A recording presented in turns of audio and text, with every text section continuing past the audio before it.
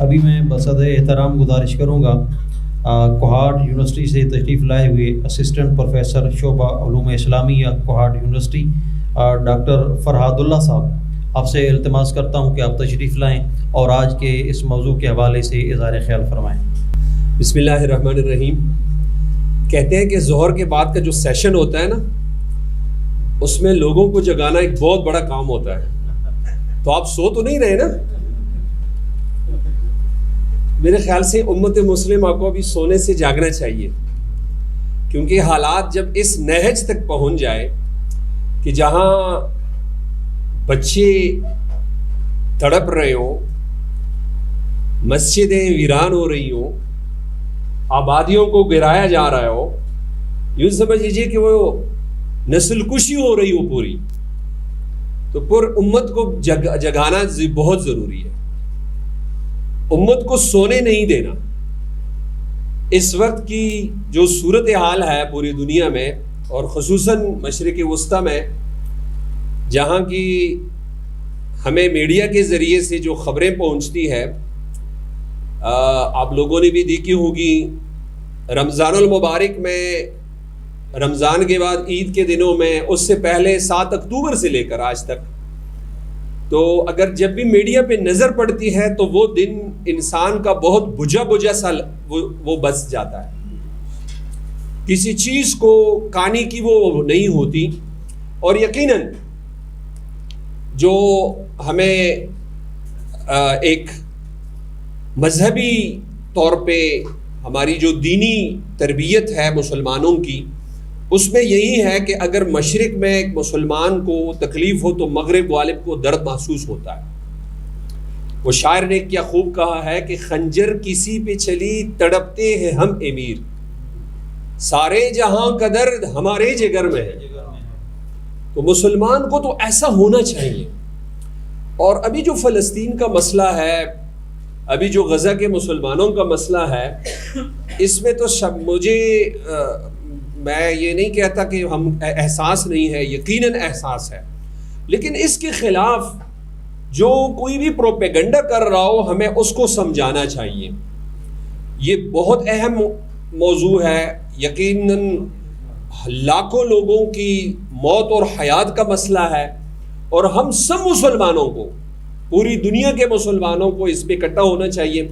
بلکہ آپ لوگوں کے علم میں ہے کہ مغربی دنیا میں بھی بہت ساری جگہوں پہ فلسطین کے مسلمانوں کے، غزہ کے مسلمانوں کے حق میں ریلیاں نکالی گئی ہیں۔ ان لوگوں کو بھی احساس ہے، ظاہر ہے پوری دنیا میں انسانیت کی ہر جگہ پہ انسانیت پائی جاتی ہے، لوگوں کے اندر وہ محسوس ہوتا ہے۔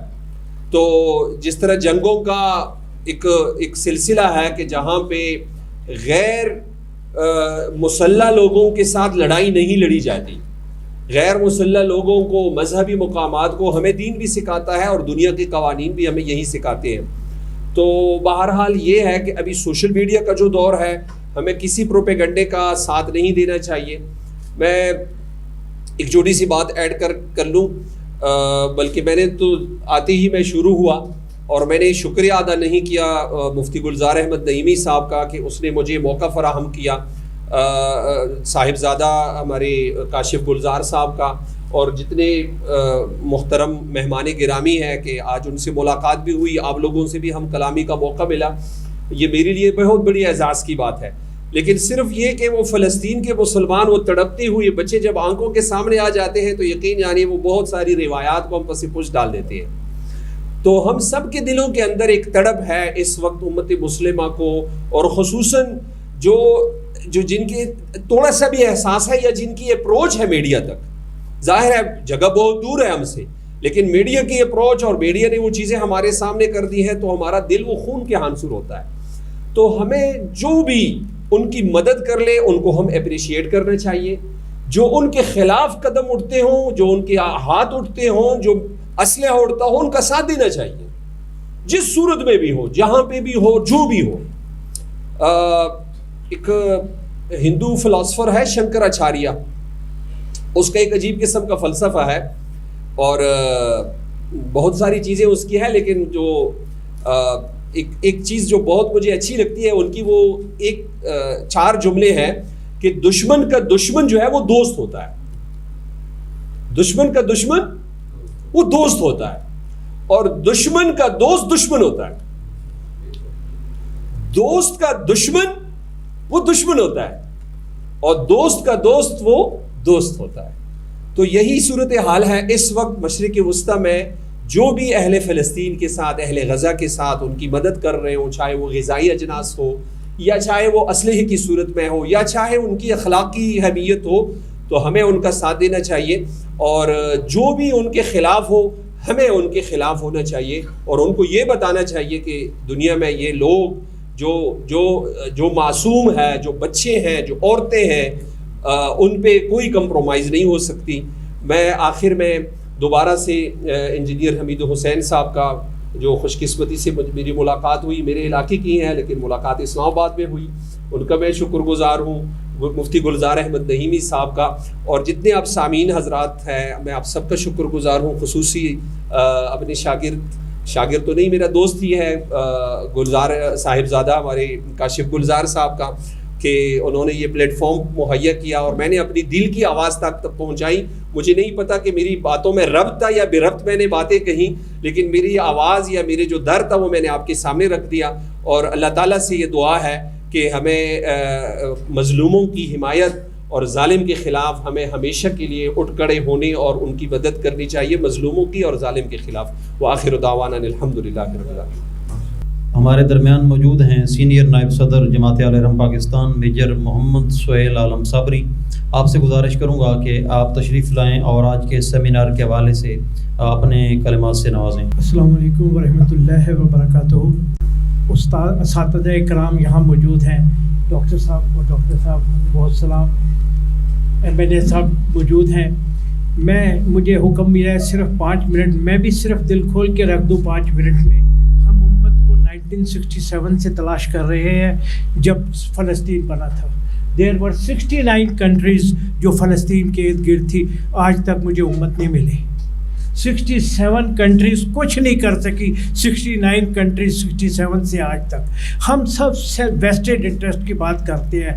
کل افغانستان سے پرسوں پہلا جو کنسائنمنٹ تھی وہ چلی گئی ہے منرلز کی پروفیسر صاحب, اور وہ یورپ چلی گئی ہے.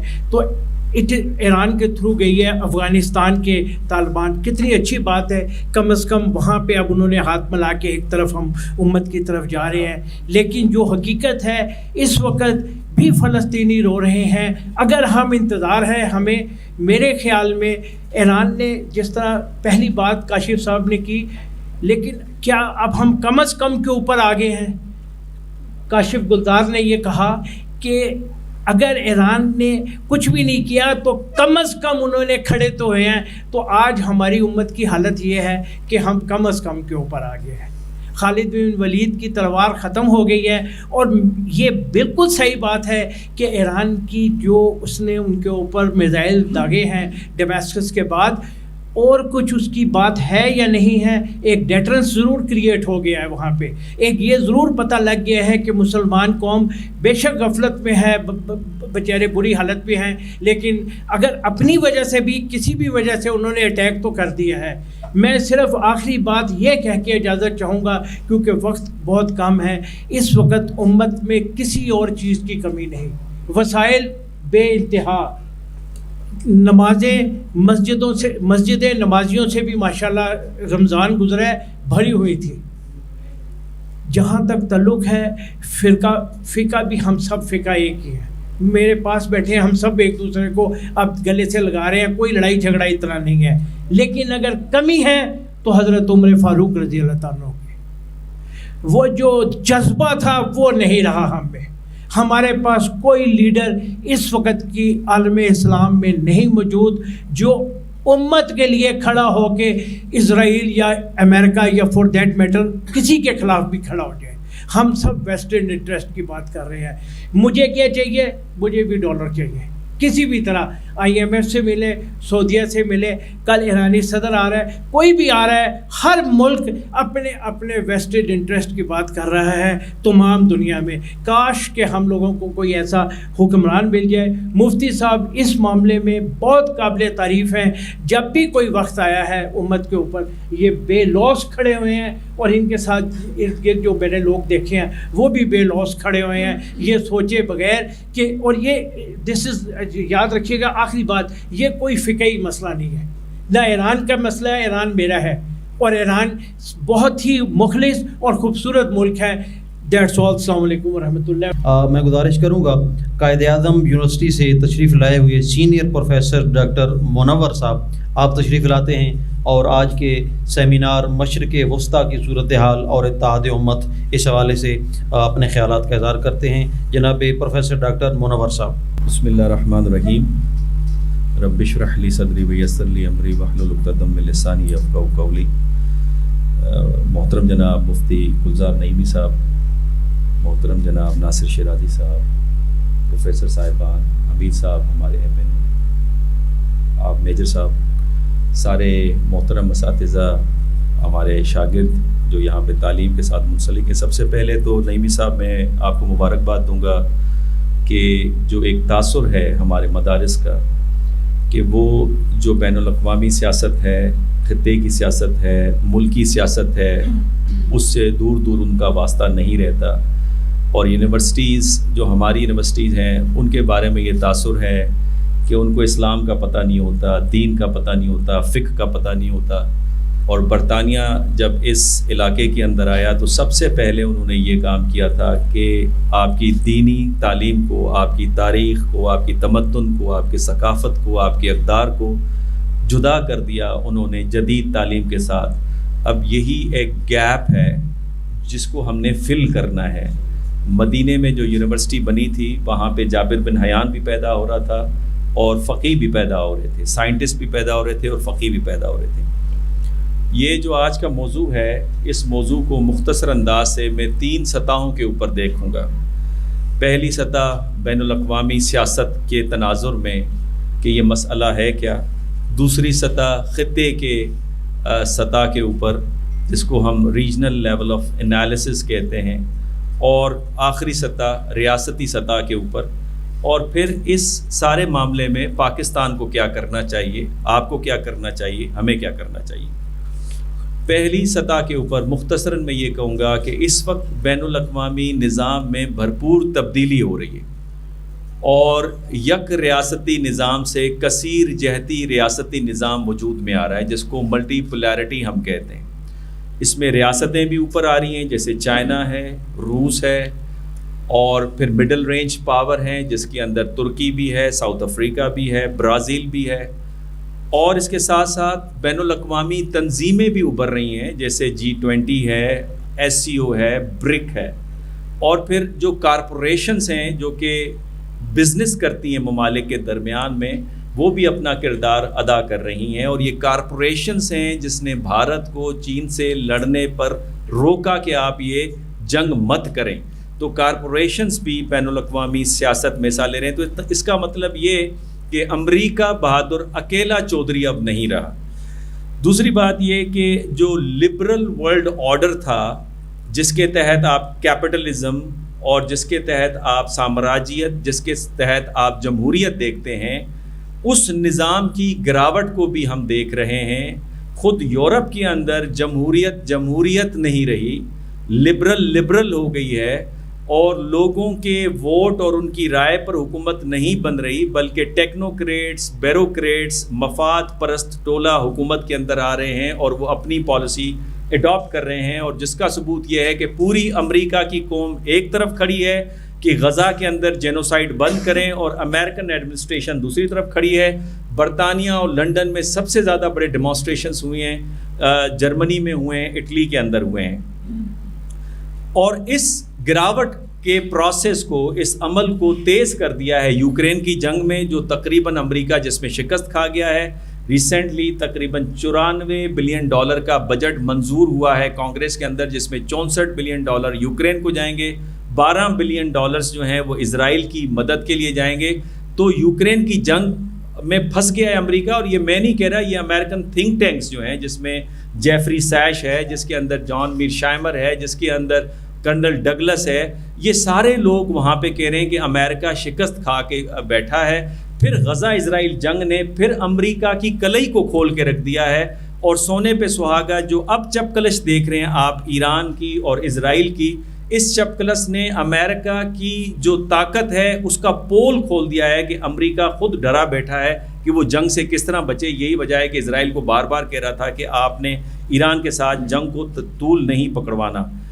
OIC کا کردار کی یہاں پہ بات ہوئی. اس ملٹی پولر ورلڈ, کثیر جہتی نظام کے اندر OIC بہت اہمیت کا حامل ہے. OIC کے جو ممبرس ہیں کم از کم مڈل رینج پاور کے اندر ضرور آتے ہیں. فردن ان کی جو حیثیت ہے اور ان کی صلاحیت ہے, یا وہ سیاست کے اندر جس طرح سے عمل کر رہے ہیں وہ مؤثر انداز سے اپنے مفادات کے پیچھے جا رہے ہیں. بالفرض سعودی عرب نے پیوٹن کا استقبال کیا, امریکہ کیمپ کے اوپر بالکل اپنے آپ کو جھکا کے نہیں رکھا, بلکہ ہم نے یہ بھی دیکھا کہ یونائٹڈ نیشن کی سیکیورٹی کونسل میں جو ریزولوشن آئی اس میں امریکہ کا ساتھ نہیں دیا جو روس کے خلاف تھی, بلکہ ایبسٹین کیا. اور ایبسٹین کرنے والوں میں انڈیا بھی تھا, UAE بھی تھا, برازیل بھی تھا, ارجنٹینا بھی تھا, ملائیشیا بھی تھا, انڈونیشیا بھی تھا, پاکستان بھی تھا. تو لہٰذا OIC کے جو فردن ممالک ہیں وہ اس جو خلا پیدا ہوا ہے امریکہ کی طاقت کم ہونے کی وجہ سے اور نیا نظام آنے کی وجہ سے فردن اچھا کھیل رہے ہیں, لیکن اس امر کی ضرورت ہے کہ وہ یکجا ہو کر OIC کے پلیٹ فارم کے اوپر اپنا کردار ادا کریں. لیکن OIC میں جو ہم تنقید کرتے ہیں وہ اس وجہ سے کہ OIC ممالک میں ترکی, پاکستان, انڈونیشیا, ایجپٹ, جن کے پاس عسکری طاقت ہے, وہ اپنا کردار کیوں نہیں ادا کر رہے. حالانکہ سفارتی بنیادوں پر, سفارتی سطح پر OIC نے اہم کردار ادا کیا ہے, جس کے اندر یونائٹڈ نیشن کی جنرل اسمبلی میں قرارداد لے کر آئے, سیکیورٹی کونسل کے اندر قرارداد لے کر آئے, جس کو امریکہ نے کہا یہ بائنڈنگ نہیں ہے. اور پھر آپ نے چند دن پہلے دیکھا کہ آؤٹ آف 15-16 ممالک UN کی سیکیورٹی کونسل میں 14 نے کہا کہ فلسطین کی ریاست کو تسلیم کریں, اس کو امریکہ نے ویٹو کیا. تو سفارتی سطح کے اوپر یہ کامیابی ہے, جتنی ان کی بساط ہے اتنی وہ کر رہے ہیں, لیکن لڑنے کی بساط وہ عرب اب نہیں رہے جو پیٹ پر پتھر باندھ کر جہاد کرتے تھے. ان عربوں سے آپ وہ توقع نہ رکھیں کہ وہ یہ کریں گے. خطے کی سطح کے اوپر بھی ہم دیکھتے ہیں کہ طاقت کے توازن میں تبدیلی آ گئی, جس کا اشارہ مجھ سے پہلے پروفیسر صاحبان اور میجر صاحب نے دیا کہ ایران نے نئے بیلنس آف پاور کو ڈیفائن کیا ہے. ایران نے جو ناکارہ قسم کے ڈرونز اور بیلسٹک میزائل 1970 کی ٹیکنالوجی کے چھوڑے, جس سے یہ مغرب کے مفکرین کہہ رہے ہیں کہ اس کے ذریعے سے اس نے چیک کیا کہ کون سا دفاعی نظام امریکہ کا ہے, برطانیہ کا ہے, فرانس کا ہے, اور کون سے مسلم ممالک اس کو روکنے کے لیے کیا کیا عمل کرتے ہیں, جس پر خود اسرائیل کا $1.2 بلین اور ایک ایسٹیمیٹ کے مطابق سب کا ملا کے $5 بلین کا خرچہ ہوا ہے. غالباً ناصر بھائی اس کی ایتھینٹسٹی بتائیں گے. ایران کا جبکہ 39 یعنی $39 ملین کا صرف خرچہ ہوا ہے. اور جو اس نے کروز میزائل چھوڑے ہیں اپنے, جس کو سپر سانک میزائل کہتے ہیں, انہوں نے اپنی جگہ کو جا کے ہٹ کیا ہے. دنیا کا سب سے محفوظ ترین جو اڈا تھا جہاں پہ ان کے F-35 طیارے کھڑے تھے, اس میں 3 لیئر تھی سیکیورٹی کی, خود اسرائیل کی, امریکنز کی, اور کوئی ایک ڈیوڈ نامی کوئی ایک نظام سسٹم بتایا جا رہا ہے, آئرن ڈوم سسٹم ہے. اس سب کو اس نے ڈاج دے کر اس کو ہٹ کیا ہے. تو اس کا مطلب یہ ہے کہ یہ میسج پاس آن ہوا ہے کہ اگر آپ حرکت کریں گے تو آپ کو ٹارگٹ کیا جائے گا. اور ایران نے اپنی سیکیورٹی کے باعث نہیں کیا. ایران کے اوپر جو اس کے قونصلیٹ خانے پہ حملہ ہوا تھا وہ اس وجہ سے حملہ ہوا کہ ایران اس وقت بیٹھا حماس کی لڑائی کے جنگ کے نقشے کو تیار کر رہا تھا, جس وجہ سے ایران کے اوپر یہ حملہ ہوا. اور ایران نے پھر اس حملے کا ڈائریکٹ اس کا جواب بھی دیا. اور اس کے بعد آپ نے دیکھا اسرائیل نے حملے کی کوشش کی, وہ ناکام ہوئی, وہ نہیں ہو پائی.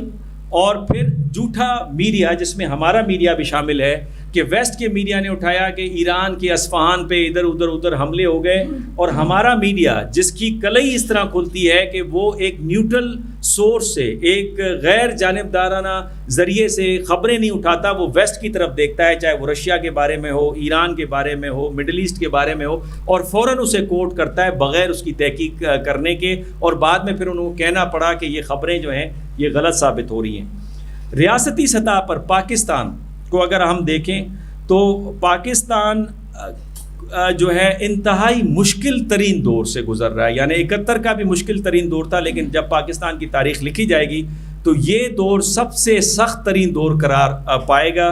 اس کی وجہ یہ ہے کہ ایک طرف مشرق سے بھارت جو ہے وہ پاکستان کے اندر دہشت گردی کروا رہا ہے، جس کا ذکر میں نہیں کر رہا۔ فیٹف کی رپورٹ ہے جو کہ نومبر 2023 میں پبلش ہوئی، جس میں اس نے کہا کہ بھارت ٹیرر فائنانسنگ کر رہا ہے لشکر احرار، TTP، BLA کو، اور وہ پاکستان کے اندر دہشت گردی کر رہی ہیں۔ دوسری طرف طالبان جو ہیں ہمارے دوست، ان کی گرپ نچلے کیڈر طالبان کے اوپر نہیں ہے، وہاں پہ TTP جو پیس انسٹیٹیوٹ ہے واشنگٹن DC کا، اس کی رپورٹ کے مطابق وہ بھی یہاں پہ آ کے جو ہے TTP جو ہے یہاں پہ حملے کر رہی ہے، جس سے پاکستان کی ساکھ کو متاثر کیا جا رہا ہے۔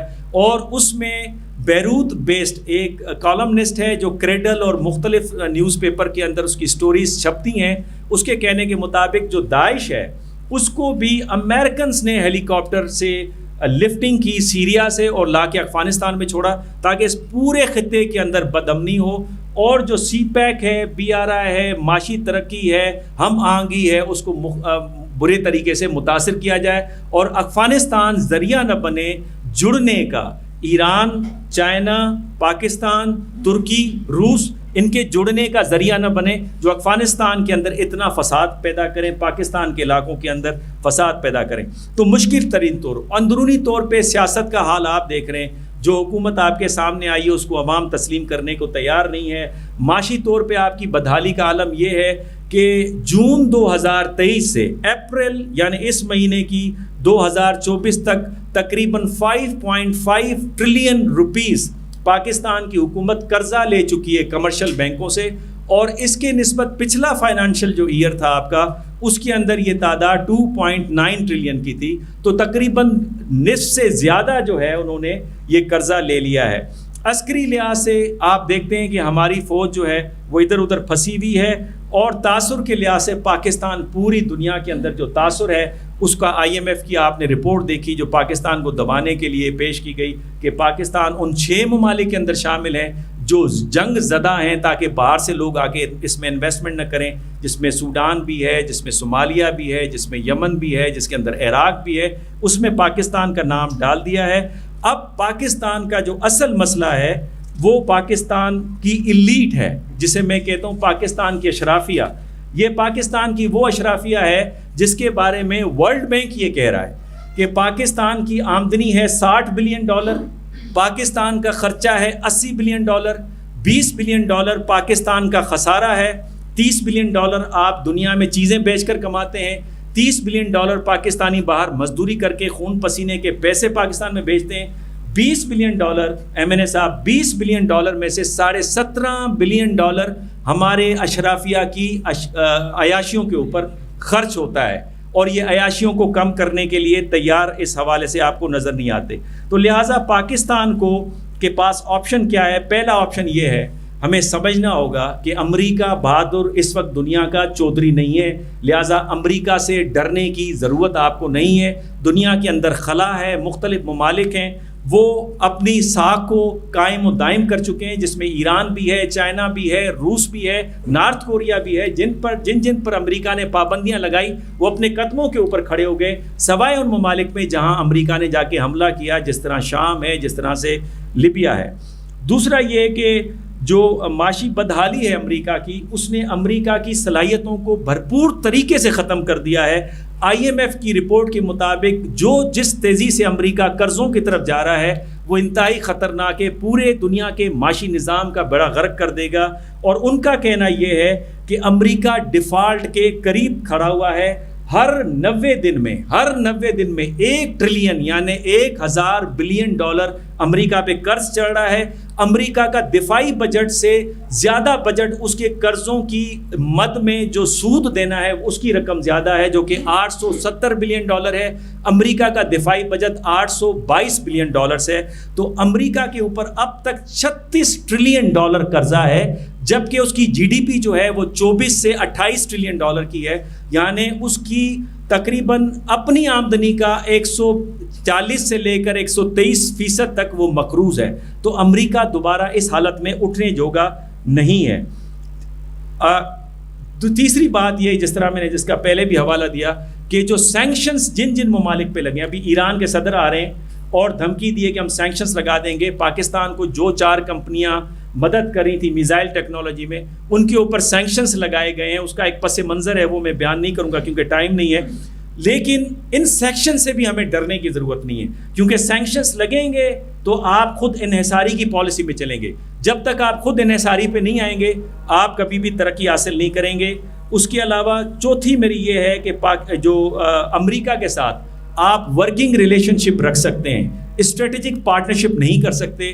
امریکہ کی محبت میں مجنو بننے کی ضرورت نہیں ہے. لیلا کا مجنو بھارت ہے اس وقت، لیلا کا مجنو اسرائیل ہے. آپ کے اسٹریٹجک پارٹنرشپ یا چین سے ہو سکتی ہے، ایران سے ہو سکتی ہے، سعودی عرب سے ہو سکتی ہے، روس سے ہو سکتی ہے، ترکی سے ہو سکتی ہے. آپ کی ان کے ساتھ نہیں ہو سکتی. تو ورکنگ ریلیشن شپ ضرور رکھیں، وہ ضروری بھی ہے، لیکن پارٹنرشپ اس طرف نہ جائیں. آخری بات یہ کہ پاکستان کا جو ایلیٹ ہے، جس کی میں نے آپ کو مثال دی، اس میں اس ایلیٹ کو دیکھا دیکھی جو آپ کی بیوروکریسی ہے، 17 18 19 20 گریڈ کے جو افسران ہیں، وہ اپنے بچے امریکہ بھیجتے ہیں پڑھنے کے لیے، ان کی نیشنلٹی حاصل کرتے ہیں، اور نتیجہ یہ ہوتا ہے کہ یہ پاکستان کے رازوں کو بیچتے ہیں. میں آپ کو 2 مثالیں دے سکتا ہوں کہ میرے پروفیسر جب امریکہ میں پاکستانی ایمبیسی میں کام کر رہے تھے تو انہوں نے بتایا کہ امریکن نے میگنیٹ رنگ ہوتا ہے جو کہ نیوکلر پروگرام میں سینٹریفیوج کے عمل کو تیز کرتا ہے، وہ ہم نے چائنا سے خریدی. اس کی اصلی رسیدیں امریکہ کے ہاتھ میں تھی. کس نے دی؟ جارڈن کے ساتھ ہمارا سیکیورٹی ایک کوآپریشن تھا، اور وہ کوآپریشن لیک ہوا، اور اس کے نتیجے میں امریکہ نے بے نظیر کو یہاں پہ مروایا، جس کی خبر ہاٹ لائن پہ مشرف صاحب کو دی گئی تھی. تو وہ خبر ایمبیسی سے کس نے لیک آؤٹ کی؟ تو پاکستانی اپنے آپ کو بیچ دیتے ہیں. لہٰذا اس وقت پاکستانی حکومت کو یہ کرنا ہوگا کہ ان لوگوں پہ جو بیوروکریسی کے اندر ہیں، یا پولیٹیشینز ہمارے سیاستدان ہیں، یا ہمارے ایلیٹس ہیں، ان کو ڈبل یا ڈوئل نیشنلٹی سے روکنا ہوگا، اور جس کے پاس مغرب کی نیشنلٹی ہے اس کو کینسل کرنا ہوگا. اور آخری بات، پاکستان کی بیوروکریسی میں 22,000 افراد جن کے پاس امریکہ کی شہریت ہے، یو کے کی شہریت ہے، کینیڈا کی شہریت ہے، ہالینڈ کی شہریت ہے، فرانس کی شہریت ہے، اٹلی اور جرمنی کی شہریت ہے. مجھے بتائیں، جس ملک کو 22,000 افراد چلا رہے ہیں اور وہ کسی اور ملک کے شہری ہیں، تو انہوں نے آپ کے ساتھ سچا نہیں رہنا، انہوں نے ان کے لیے کام کرنا ہے، جس کی وجہ سے آج آپ پاکستان میں بدحالی دیکھ رہے ہیں. شکریہ. میں گزارش کروں گا ڈاکٹر پروفیسر شکیل صاحب، سینئر استاد مکرم جامعہ محمدیہ اسلام آباد، آپ تشریف لائیں اور آج کے اس سیمینار کے حوالے سے گفتگو فرمائیں. اور آج کے اس سیمینار میں اظہار خیال فرمائیں جناب محترم المقام انجینئر حمید حسین، ممبر قومی اسمبلی. اعوذ باللہ من الشیطان الرجیم، بسم اللہ الرحمن الرحیم، نحمدہ و نصلی علی رسولہ الکریم، اما بعد. قدردانم نعیمی صاحب، دوسرے دیگر معززین، السلام علیکم. وَاعْتَصِمُوا بِحَبْلِ اللَّهِ جَمِيعًا وَلَا تَفَرَّقُوا. سننے میں آتا رہتا ہے، میرے خیال میں ہر بچہ اس کا ترجمہ بھی جانتے ہیں. میں تھوڑا سا ایک تجزیہ پیش کرتا ہوں کہ دیکھیں 2 چیزیں ہیں، ایک ہے تھیوری، ایک ہے پریکٹیکل. تھیوری یہ ہے کہ جس طرح ایک 2 بندے مثلا ایک دوسرے کو کہتے ہیں کہ چائے کیسے بناتے ہیں، اس کو کہتا ہے کہ اس کے لیے آگ کی ضرورت ہے، وہ لکھتا رہتا ہے. پتیلے کی ضرورت ہے، وہ لکھتا ہے. پانی چاہیے، چینی چاہیے، دودھ چاہیے، وہ لکھتا رہتا ہے. آخر میں وہ اس کو کہتا ہے کہ چائے تیار ہو گئی. اب یہ چائے تیار ہو گئی، یہ تھیوریٹیکل تیار ہو گئی، تھیوری، چائے کی تھیوری لکھ لی گئی. اب آپ پئیں گے کب؟ جب اس کا آپ پریکٹیکل کریں گے. پریکٹیکل کیا ہوگا؟ پتیلا اٹھائیں گے, آگ جلائیں گے, یہ سب کچھ کر کے آپ کی چائے تیار ہو جائے گی. اسی طرح ہمارے پاس قرآن مجید ہے, یہ ایک تھیوری ہے. اب دنیا کی کون سی ایسی چیز ہے جو اس قرآن میں نہیں ہے؟ لیکن افسوس ہم نے تھیوری تک رکھا ہوا ہے اس کو. جیسے میں نے آیت پڑھی, سارے پڑھ رہے ہیں, لیکن تھیوری کی حد تک. عمل کب ہوگا؟ جب ہم پریکٹیکل یہ چیز دکھائیں گے. اب قرآن ایک تھیوری, اس میں کون سی ایسی چیز ہے جس میں نہیں ہے؟ قرآن میں ہر چیز ہے, لیکن ہم نے وہ تھیوری تک ہی رکھا ہوا ہے. پریکٹیکلی ہم اس پہ کوئی عمل نہیں ہے. اگر ہم اس چیز کو پریکٹیکل پہ لے آئیں تو یہ اتحاد امت, یہ آپ کا اسلام کا دشمن, یہ مشرق وسطیٰ کے معاملات, میں کہتا ہوں کہ اگر مسلمان صرف اس پر عمل کریں اور اس کو پریکٹیکل حالت میں لے آئیں تو پوری دنیا میں کہتا ہوں اس کا مقابلہ نہیں کر سکیں گے. لیکن افسوس کی بات یہ ہے کہ ہم نے محدود رکھا ہے اس کو تھیوری تک. ہمیں چاہیے کہ اس چیز پہ ہم صرف یہ نہیں کہ ہم شروع کرتے ہیں الف لام میم سے شروع کر کے والناس پر ختم کر دیتے ہیں, لیکن وہی بات ہے کہ لکھ لیا لیکن عمل نہیں ہے تو اس پہ وہی محدود حد تک ہم رہ گئے. پڑھائی تک ہے اور آگے سے آیت پڑھتے ہیں, پتہ نہیں ہے کہ آیت کا مقصد کیا ہے, آگے عمل کیا کرنا ہے. تو میں گزارش کروں گا کہ اس چیز کو خدا را محدود نہ کریں, اس چیز کو صرف پڑھائی تک نہ رکھیں, صرف تھیوری تک محدود نہ کریں. اس کو چاہیے ہمیں کہ ہم پریکٹیکل اس پہ آ جائیں تاکہ دنیا کو پتہ چل جائے کہ کیا چیز ہے اور کس لیے ہے. الان کہ میں یہ کہہ دوں کہ کافرین, جو کافر لوگ ہیں, وہ اسی فائدہ اٹھا رہے ہیں, وہ اس کا پریکٹیکل کر رہے ہیں. جو ہمارا اپنا اثاثہ ہے اسے ہم فائدہ نہیں لے رہے, اور ہمارا دشمن اسی کو ہمارے خلاف استعمال کرتے ہیں. جیسے آپ دیکھ رہے ہیں کہ ایٹم بم کہاں سے بنا لیا انہوں نے, وہی کنکریاں جو آپ کی ابابیل نے پھینکی تھی, ہاتھیوں کو تباہ کیا تھا, اسی قرآن کو اٹھا کے انہوں نے کہا کہ اگر ایک کنکری سے ہاتھی مر سکتا ہے تو ایک ایسی چیز بھی ہو سکتا ہے جس سے ہم دنیا تباہ کر سکتے ہیں. تو کیا ہم نے اسی کیا فائدہ لیا؟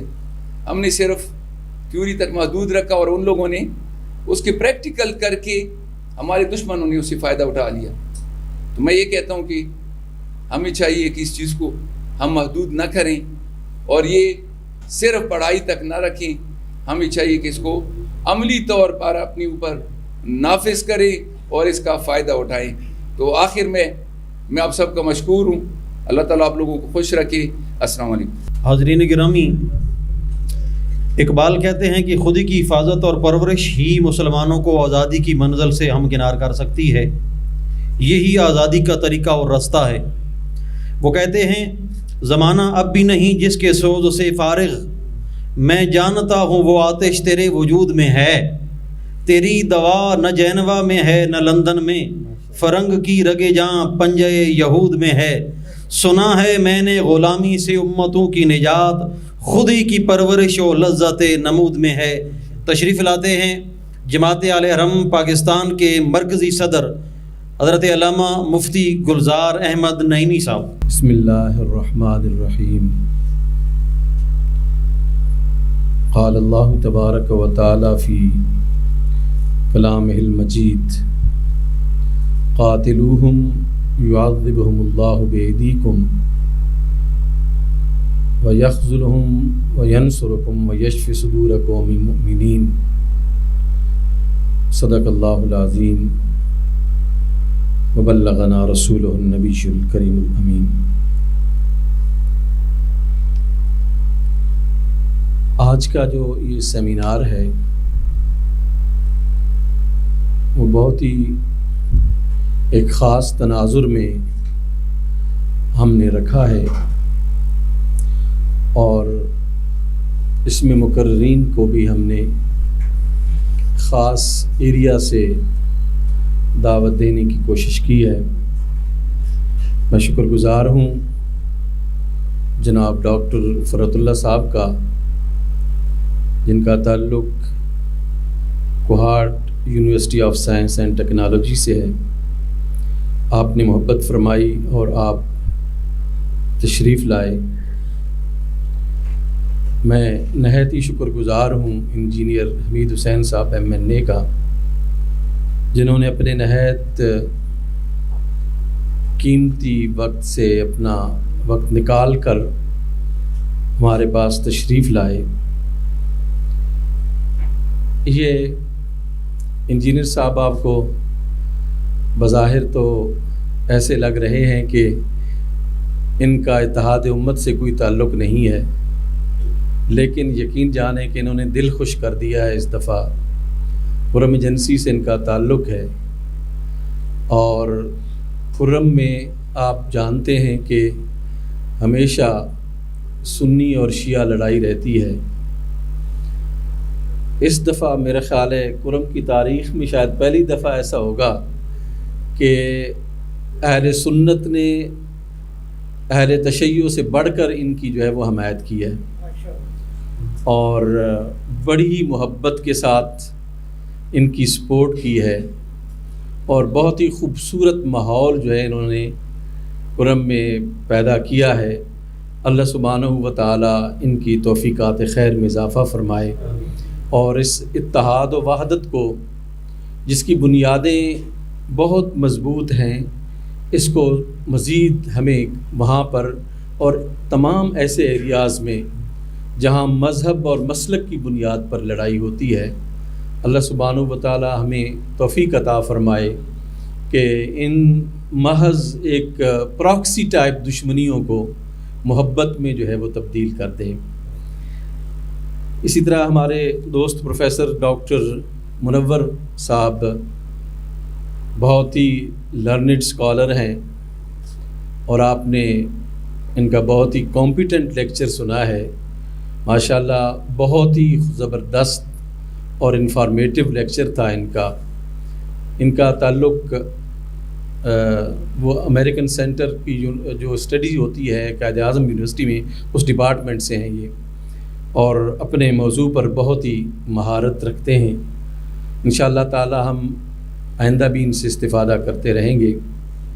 ہماری محفل کی بہار اور ہمارے یار غار جناب، آپ بھی پروفیسر ہیں انٹرنیشنل اسلامک یونیورسٹی میں، انٹرنیشنل افیئرس کے آپ جو ہے وہ استاذ ہیں، مجلس وحدت المسلمین کے آپ سیکریٹری جنرل ہیں، اور پاکستان میں اتحاد امت کے بڑے داعیان میں سے ایک ہیں۔ ہمیشہ آپ ان کی گفتگو سنیں گے تو کبھی بھی آپ کو نہیں لگے گا کہ کوئی شیعہ گفتگو کر رہا ہے یا کوئی سنی گفتگو کر رہا ہے۔ محبت کی گفتگو فرماتے ہیں، ہمیشہ پیار کی گفتگو فرماتے ہیں۔ ہمارے سیکریٹری جنرل صاحب تشریف فرمائے ہیں، ڈاکٹر سیالوی صاحب، میجر سہیل عالم صاحب تشریف فرما ہیں۔ اسی طرح دیوبند مکتبہ فکر سے ہمارے پاس جو ہے وہ تشریف لائے تھے ڈاکٹر مفتی شکیل صاحب، ہمارے ساتھ بہت سارے پروگرامز میں، ٹی وی پروگرامز میں اکٹھے ہوتے ہیں اور بڑی محبت فرماتے ہیں۔ ہمارے ایک جماعت اہل حرم کے بڑے رہنما علامہ نور الوہاب صاحب تشریف فرما ہیں۔ میں شکر گزار ہوں اپنے دوست کرنل ملک تنصیر صاحب کا بھی، آپ بھی تشریف لائے۔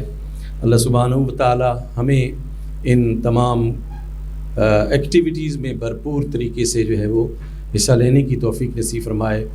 میجر سہیل عالم صاحب ہمارے اول دن سے ہی پیار اور محبت کرنے والے میرے بڑے بھائی ہیں، اور ہمیشہ انہوں نے ہمارا ساتھ دیا ہے۔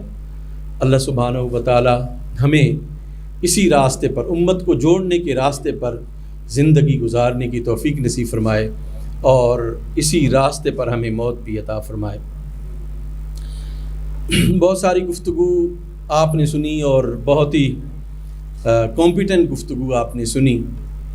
میں اس میں نہ کوئی اضافہ کرتا ہوں اور نہ کر سکتا ہوں، اور اس کے میری گفتگو کے بعد بھی برادر ناصر شرازی صاحب گفتگو فرمائیں گے اور گلف سٹڈیز پر آپ کو بہت زیادہ مہارت ہے. ہم ایک اور بڑی ہی اہم اور کمپیٹنٹ گفتگو سنیں گے انشاءاللہ تعالی. میں یہاں پر جو علماء کرام ہیں ان کو اور اس سوشل میڈیا کے ذریعے سے جو ہماری اس گفتگو کو سنیں گے ہمارے دوست علماء کرام، ان سے گزارش کرنا چاہوں گا کہ دیکھیں علماء کرام جو ہے ان کے خطبات، ان کے پند و نصائح قوموں کی ڈائریکشن کو متعین کرتے ہیں. قوموں کی ڈائریکشن اگر درست ہو تو یقیناً قومیں درست سمت چلتی ہیں. ہم نے خود محراب و منبر نے، اور میں یہ تہ دل سے ایڈمٹ کرتا ہوں کہ دانستہ طور پر یا غیر دانستہ طور پر محراب و منبر نے اختلافات کو بہت ہوا دی ہے، اور ہم نے خود ایک دوسرے پر ایسے فتاویٰ جڑے ہیں کہ آج ان فتاویٰ کی موجودگی میں ہمارے لیے مشکل ہو رہا ہے کہ ہم اتحاد کی بات کریں. اگر وہ فتاویٰ جو ہم نے ایک دوسرے کے مسلک کے اعتبار سے لگائے ہیں، اگر وہ نہ ہوتے تو شاید آج ہمارا یہ کام بہت آسان ہوتا. اگر وہ فتاویٰ نہ ہوتے تو آج انٹرنیشنل پاورز جو ہمیں مستقلاً ڈیوائیڈ رکھنا چاہتی ہیں وہ اپنے مقاصد میں کامیاب نہ ہوتی. لیکن جب مجھے میرے مسلک کے مطابق کوئی شخص آ کر فتویٰ دکھائے گا تو میں کہوں گا کہ حقیقت تو یہی ہے کہ جو میرے عالم دین اکابر عالم علماء نے یہ بات کی ہے میں ان سے ڈائیورٹ نہیں کر سکتا ہوں. اور یہ سب سے بڑی مشکل ہے ہمارے لیے. علماء کرام ان مشکلات کو دیکھ کر ایسی درمیانی راہ نکالیں کہ جینون طریقے سے جو اتفاق اور اتحاد ہوتا ہے نا، ایک دوسرے کو واقعی پکا اور سچا مسلمان سمجھ کر ایک دوسرے کے ساتھ متحد ہونا، یہ بہت ضروری ہے. آج کے دور کا تقاضا ہے کہ ہم اتحاد اور اتفاق پر اپنی توجہ مرکوز کریں.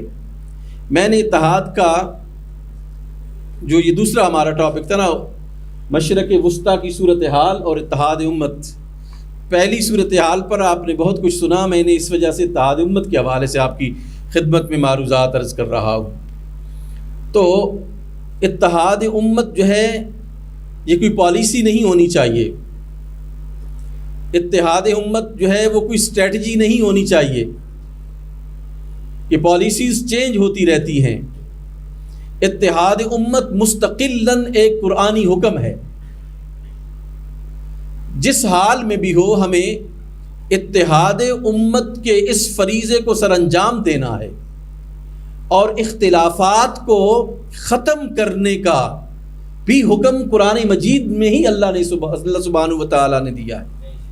انجینئر صاحب نے جو آیت مبارکہ پڑھی وَاعْتَصِمُوا بِحَبْلِ اللَّهِ جَمِيعًا، کہ اللہ کی رسی کو مضبوطی سے تھامو، یہ اتحاد کا حکم ہے.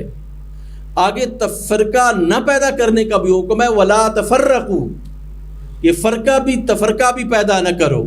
یعنی جس طرح پہلا حکم امر کا ہے، دوسرا حکم بھی نہیں کی صورت میں امر کا ہی ہے کہ جس طرح تم اتحاد اور اتفاق پیدا کرو اسی طرح تم تفرقہ بازی سے اپنے آپ کو دور رکھو. اس وجہ سے ہمیں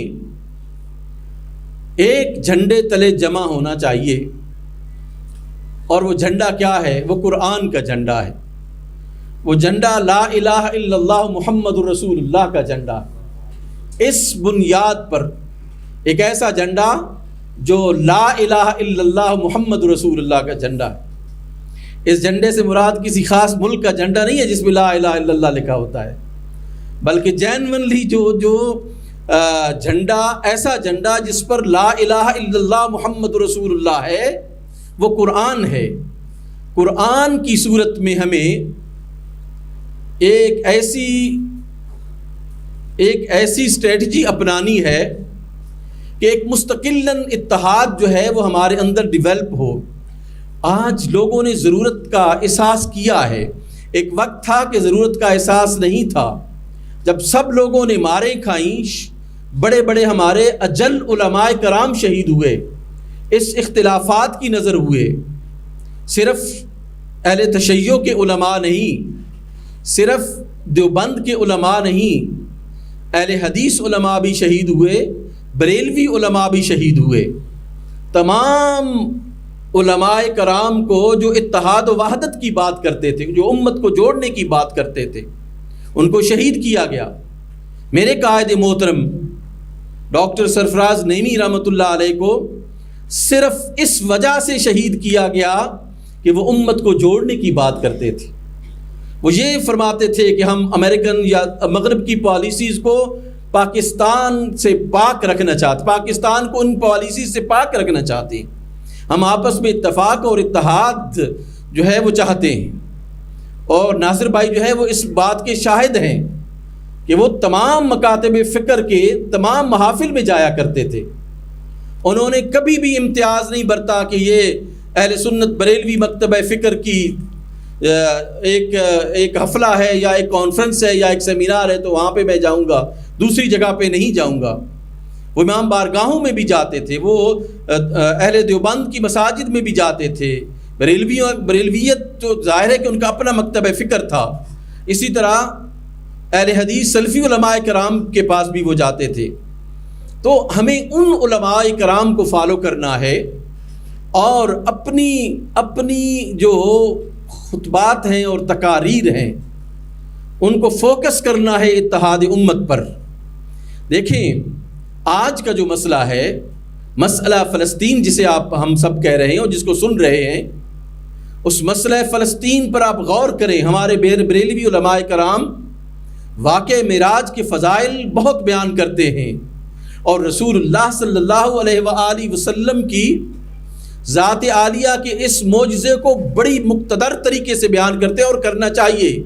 تمام مکاتب فکر کے علماء کرام کو کرنا چاہیے.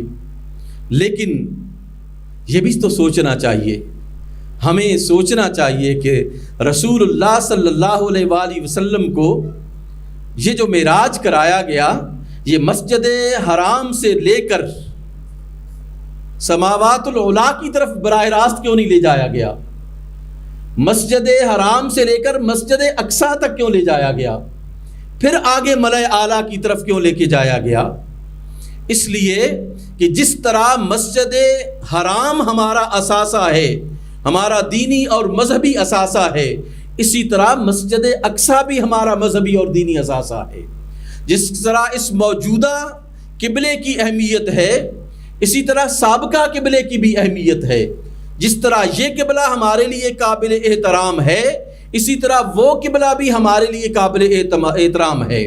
جس طرح یہ جو قبلہ ہے اس کی عزت و توقیر ہے، اسی طرح اس قبلے کو بھی کسی بھی صہیونی کے پاس نہیں ہونا چاہیے، کسی بھی یہودی کے پاس نہیں ہونا چاہیے، اور کسی بھی ایسے بدماش کے پاس نہیں ہونا چاہیے جو انسانیت پر ظلم کر رہے ہوں.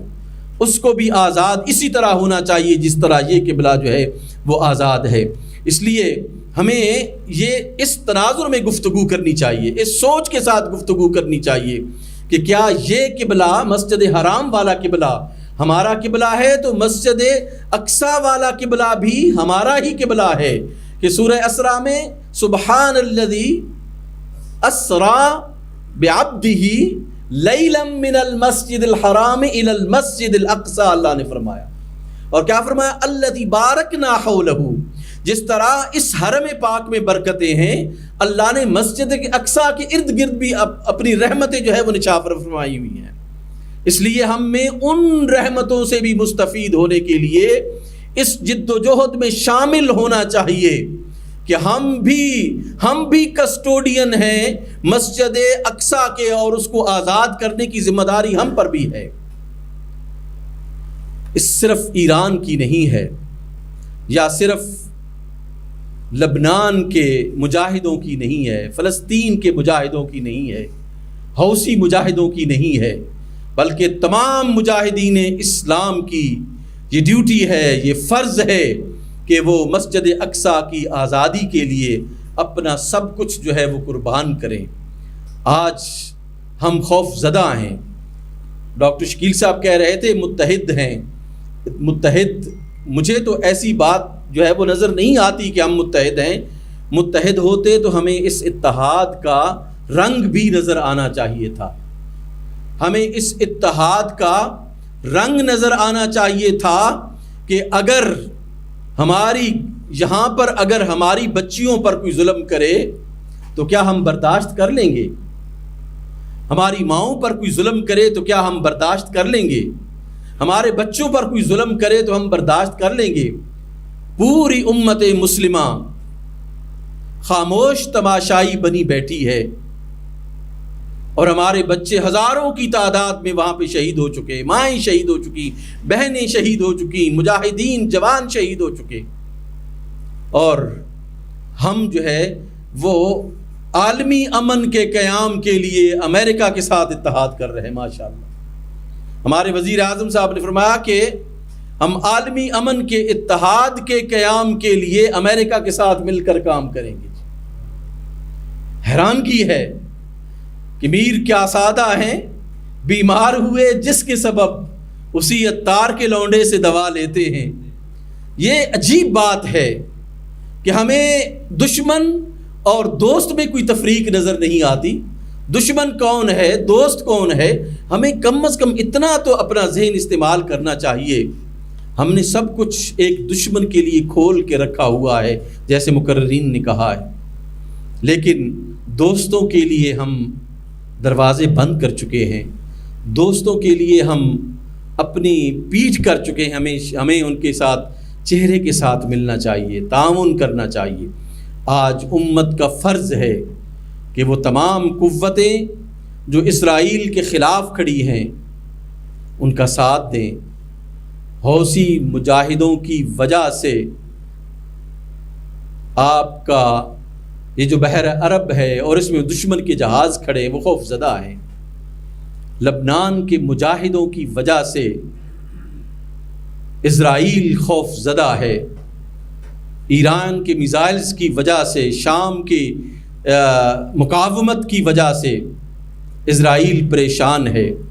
لیکن کتنا قابل افسوس ہے کہ ایک ملک جو ہے وہ ایران کے میزائلز جو اسرائیل کو ٹارگٹ کر رہے ہیں ان ایرانی میزائلوں کو اپنے جہازوں کے ذریعے سے انٹرسیپٹ کر رہا ہے۔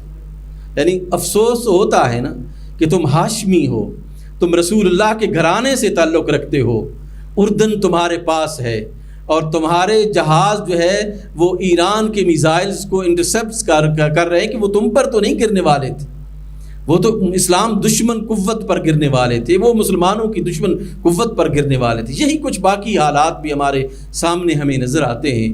تو اللہ سبحانہ و تعالی ہمیں اپنی ذمہ داریاں نبھانے کی توفیق نصیب فرمائے، اور علماء کرام کا یہ فرض ہے کہ محراب و منبر سے حق بات نکلنی چاہیے اور درست بات نکلنی چاہیے، جو قرآن و سنت کے مطابق ہو وہ بات نکلنی چاہیے۔ ہم اللہ کے رسول کے سامنے قیامت کے دن اسی صورت میں سرخرو ہوں گے، وگرنہ ہمارا نام اللہ نہ کرے علماء کرام کا نام خائنوں میں لکھا جائے کہ جس قرآن کی تم تلاوت کرتے تھے اس کے پیغام کو اپنایا، اس کے پیغام کو دنیا تک پہنچایا۔ اگر ہم نے نہیں کیا ایسا تو ہم اپنے دین کے ساتھ، اپنے رب کے ساتھ، اپنے نبی کے ساتھ دھوکہ کر رہے ہوں گے۔ اللہ سبحانہ و تعالی ہمیں اس سے بچائے اور امت مسلمہ کی خیر فرمائے۔ وما علینا الا البلاغ۔ سیمینار ہے مشرق وسطیٰ کی موجودہ صورتحال اور اتحاد امت۔ ہمارے مہمان مقررین میں سے ایک مہمان باقی ہیں انٹرنیشنل اسلامک یونیورسٹی اسلام آباد سے محترم المقام پروفیسر ناصر شیرازی صاحب۔ آپ تشریف لاتے ہیں اور آج کے سیمینار کے حوالے سے گفتگو کرتے ہیں۔ اعوذ باللہ من الشیطان الرجیم، بسم اللہ الرحمن الرحیم۔ سب سے پہلے میں اپنے بھائی، عزیز دوست، اور اکثر ہم آپس میں مذاق کرتے ہیں، ہمارے پاس کوئی پروگرام ہو تو ہم دل سے جب یہ کہہ رہے ہوتے ہیں تو وہ بالکل صحیح کہہ رہے ہوتے ہیں کہ اس کے میزبان جناب مفتی گلزار احمد نعیمی صاحب ہوتے ہیں، اور جب ان کے پاس کوئی پروگرام ہو اور بندہ حقیر یہاں موجود ہو تو بندہ حقیر سمجھتا ہے کہ میں میزبان کے طور پہ یہاں ہوں، مہمان کے طور پہ نہیں ہوں۔ یہ وہ محبت ہے جو انہوں نے دی ہے، اور یہ وہ انداز ہے جو ان کا وحدت امت مسلمہ کے حوالے سے ہے، اور انشاءاللہ خداوند کریم سے ان کی توفیقات میں مزید اضافے کے لیے دعا گو ہیں انشاءاللہ۔ آج انہوں نے، ان کی جماعت اہل حرم نے ایک خوبصورت گلدستہ اس عنوان سے بھی بچھایا کہ عمومی طور پہ ہم یہ تو کر لیتے ہیں کہ مختلف مسالک کی ریپریزنٹیشن کریں، وہ بھی ہے اس کے اندر یونیکنیس ہے اس کی، اور اس میں سوسائٹی کی مختلف لیئرز کی بھی ریپریزنٹیشن ہے۔ مثلاً ریٹائرڈ آرمی آفیسر ہیں ہمارے میجر صاحب، وہ یہاں پر موجود ہیں، اور اگرچہ ان کی پارٹی کے رکن بھی ہیں لیکن ایک سوسائٹی کے فیکشن کو ریپرزینٹ کرتے ہیں۔ 3 یا 4 جو یونیورسٹیز ہیں ان کے پروفیسرز جو انٹلیکچوئلس ہیں وہ یہاں پر موجود ہیں، پولیٹیکل فگرز، شخصیات موجود ہیں، ہمارے چھوٹے بھائی، اور جیسا کہ انہوں نے بتایا کہ یہ کتنا بڑا کام ہے کہ جو انہوں نے کیا ہمارے انجینئر حمید حسین صاحب نے، کہ چونکہ میں خود ان کی کمپین میں شامل تھا وہاں کرم ایجنسی کے اندر، کرم کے بارے میں جب بھی ہم سوچتے تھے تو ہمارے ذہن میں ایک فرقہ وارانہ چہرہ آتا تھا، ایک لڑائی آتی تھی، ایک خون آتا تھا کہ اس طرح کی کیفیت ہوگی۔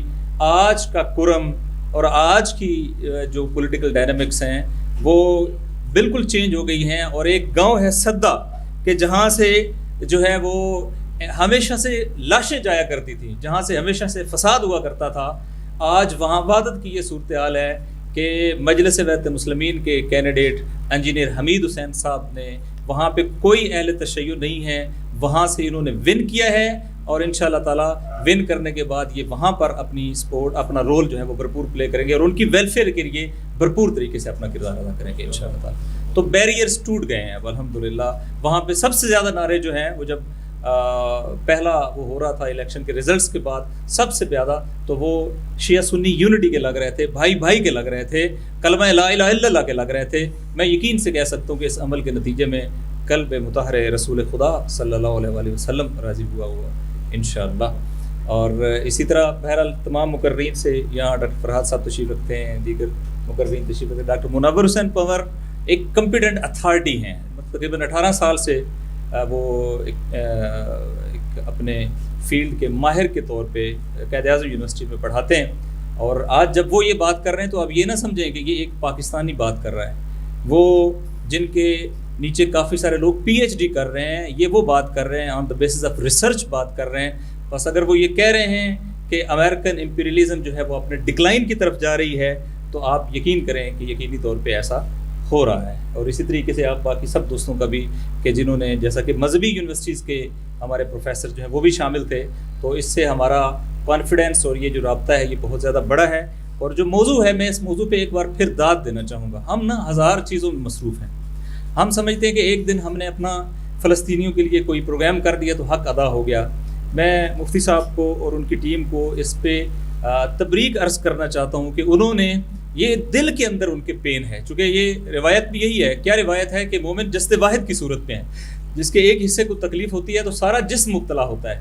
وہ جو درد ہے نا غزہ کے اندر، وہ جو درد ہے فلسطینیوں کا، وہ جو جینوسائیڈ ہے جو وہاں پر ہو رہا ہے، وہ جو ظلم ہے جو وہاں پر ہو رہا ہے، وہ جو نسل کشی ہے جو وہاں پہ وقوع پذیر ہو رہی ہے، اس کا درد جو ہے وہ مفتی صاحب کے دل کے اندر اس طرح ہے کہ مفتی صاحب اس درد کا مداوع کرنے کے لیے مسلسل جو ہے وہ فعال رہتے ہیں، کوشش جاری رکھتے ہیں۔ اور آج کا آپ کا بیٹھنا اور ان کے اس پروگرام کو آرگنائز کرنا اس بات کی دلیل ہے کہ آپ بھی اسی رشتے کے ساتھ منسلک ہیں اور حقیقی معنوں میں امت رسول خدا صلی اللہ علیہ وسلم بننے کی طرف جا رہے ہیں انشاءاللہ۔ میں زیادہ لمبی بات چیت بھی نہیں کروں گا، چونکہ بہرحال ایک کمپریہنسو بات چیت ہمارے محترم اسکالرز نے اور محترم خطباء نے گفتگو کی ہے۔ البتہ میں دونوں پہ تھوڑی سی بات ضرور کرنا چاہوں گا کہ آج کی جو دنیا ہے نا، دیکھیں میں ایک اپنے انداز سے سمجھانے کے لیے، چونکہ ظاہر ہے آپ نہ تو انٹرنیشنل ریلیشنز کے اسٹوڈنٹ ہیں اور نہ ہی آپ کا سابقہ ہے، لیکن ایک سادہ انداز میں سمجھائیں گے کہ دنیا میں ایک بڑا علم ہوتا ہے جسے ہمیں جیو پالیٹکس کہتے ہیں. اس کی مثال آپ یوں دیں کہ وہ کہتے ہیں دنیا کے کچھ ایسے جغرافیے ہیں کہ اگر ان جغرافیوں کے اوپر کنٹرول کر لیا جائے تو پوری دنیا پہ کنٹرول ہو سکتا ہے. یعنی دنیا بہت بڑی ہے، پوری دنیا پہ کنٹرول کرنا پریکٹیکلی پاسبل نہیں ہے، لہٰذا اگر وہ چند خاص جغرافیے آپ کے کنٹرول میں ہوں تو آپ پوری دنیا کے اوپر کنٹرول کرتے ہیں. اسی میں ایک تھیوری تھی، البتہ میں اس کی امپلیکیشن ڈفرینٹ کر رہا ہوں بات سمجھنے کے لیے ایک عام لے مین کے طور پہ. وہ تھیوری ہے ہارٹ لینڈ کی. بالکل آپ ایسے سمجھیں کہ جب ایک انسان کا ہارٹ چوک ہو جاتا ہے تو انسان سروائیو نہیں کر سکتا. تو اب پوری باڈی کے اوپر کنٹرول کرنا شاید ذرا مشکل ہو، لیکن ایک ہارٹ کو کنٹرول کرنا بڑا آسان ہے چونکہ ایک آرگن ہے. لیکن ہارٹ کا رول کیا ہے کہ ہارٹ پورے باڈی کو بلڈ سپلائی کرتا ہے.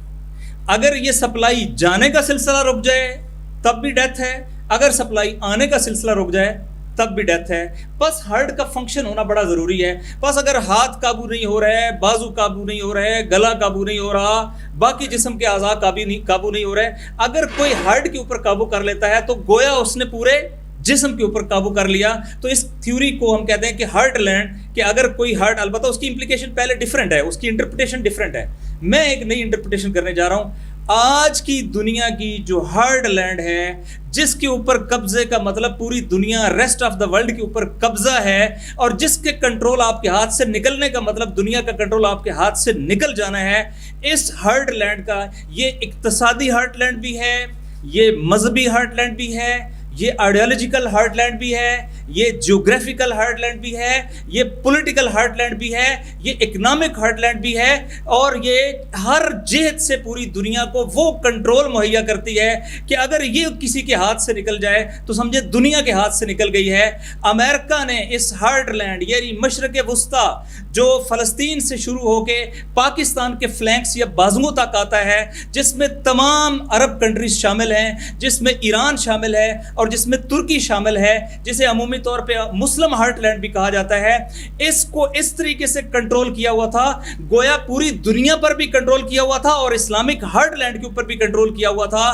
آج کی دنیا جو آج کا مشرق وسطیٰ ہے، اس میں ہارٹ نے اپنا کنٹرول واپس لینا شروع کر دیا ہے، ہارٹ نے فنکشن ہونا شروع کر دیا ہے، امریکہ کا کنٹرول ختم ہونا شروع ہو گیا ہے، اور یہ دنیا بھر کی غلامی کی زنجیروں کو توڑنے کا نقطہ آغاز ہے.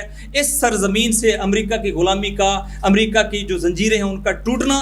اور میں یہ کہہ سکتا ہوں ایک انٹرنیشنل ریلیشنز کے طالب علم ہونے کے ناطے کہ جو امریکہ کی ہیجمنی، جو امریکہ کا کنٹرول، جو امریکہ کا غلبہ، جو امریکہ کی ڈومیننس، جو امریکہ کی پاور اس خطے کے اندر تھی، جس کے ذریعے سے وہ پوری دنیا کو کنٹرول کرتا تھا، الحمدللہ وہ پاور ٹوٹ گئی ہے، اس پر کاری ضربیں لگ رہی ہیں، وہ بدترین بحران کا شکار ہے، اور یہ مشرق وسطیٰ کی آزادی پوری دنیا کی آزادی کے لیے انشاءاللہ تعالیٰ بنیاد فراہم کرے گی. یہ ایسا امپورٹنٹ نقطہ ہے. اسی طرح آج اگرچہ وہ ہم نقشوں سے نہیں بات سمجھا سکتے، لیکن پروفیسر صاحبان جانتے ہیں دنیا کی بڑی ٹریڈ جو ہے آئل کہاں سے ہے؟ مشرق وسطیٰ میں.